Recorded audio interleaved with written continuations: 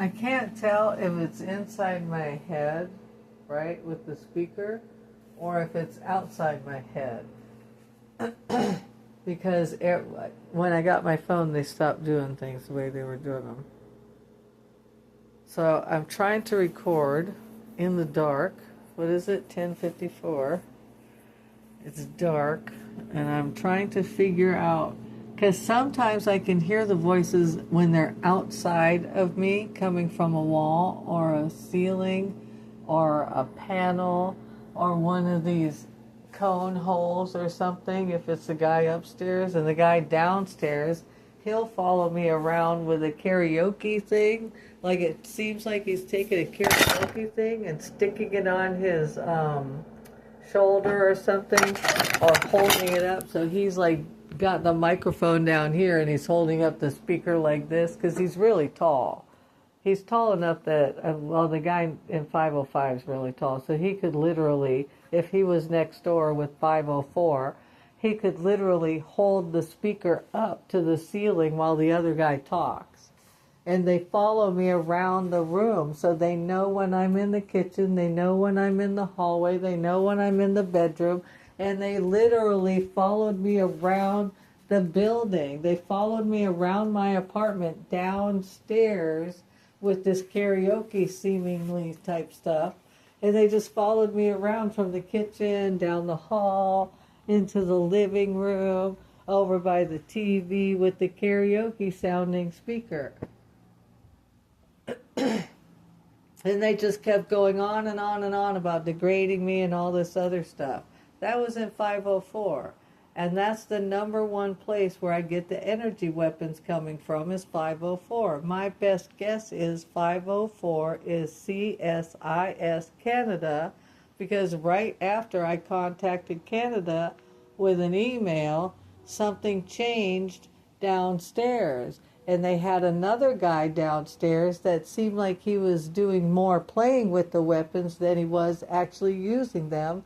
And it seemed like he didn't know what he was doing, because suddenly he was doing it differently than the other guy had been doing it for almost 2 years. And they violate my vagina with government-issued energy weapons, probably from the fire department, because the fire department is the place that can knock my legs out and make sure that I cannot run if I'm getting raped. And there are certain places within these apartments where you can stand there and talk. Like, I bet I'm talking right now, but a certain apartment can hear me. So it's kind of like, this is all over Seattle, by the way. You can have a lot of fun with this if you can figure it out. It would have been fun to go with my son and try to figure this out, but we're not safe apart. So,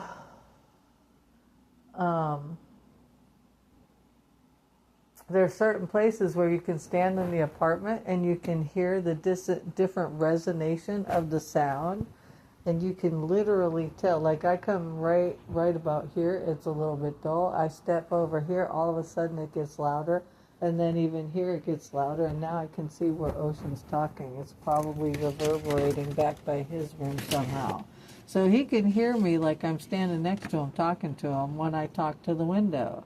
So something here probably reverberates back that way. It's really weird.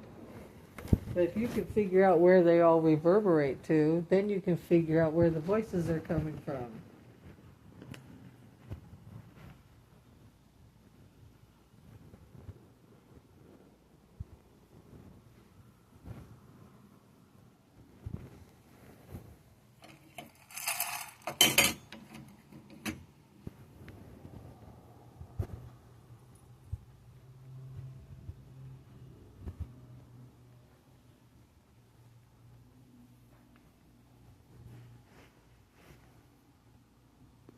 Now, you gotta shut this down, you gotta shut this down. There's something in here about her uncle not being dead. Isn't it amazing how I was sitting here thinking about going to talk to a specific uncle about specific things, and suddenly that uncle is gone. He's dead. Just just after I thought about going to see him, suddenly he's dead.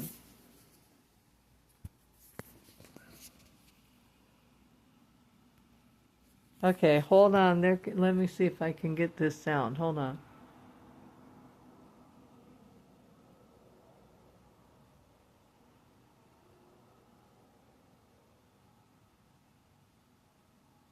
Oh, now, they're going through it. This is another thing they do. They do this at least 1 to 2 times per evening.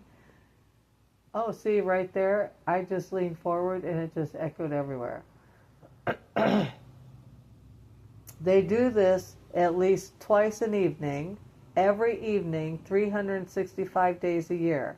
At the end of the evening, they start doing a rundown on everything that everybody is losing out on, or everything me and my son are no longer getting, because I'm messing everything up for everybody because I don't know what's going on. So since I don't know what's going on and I'm not willing to figure it out, and I have to guess before they'll be nice to me about it, then I have to just sit here and suffer.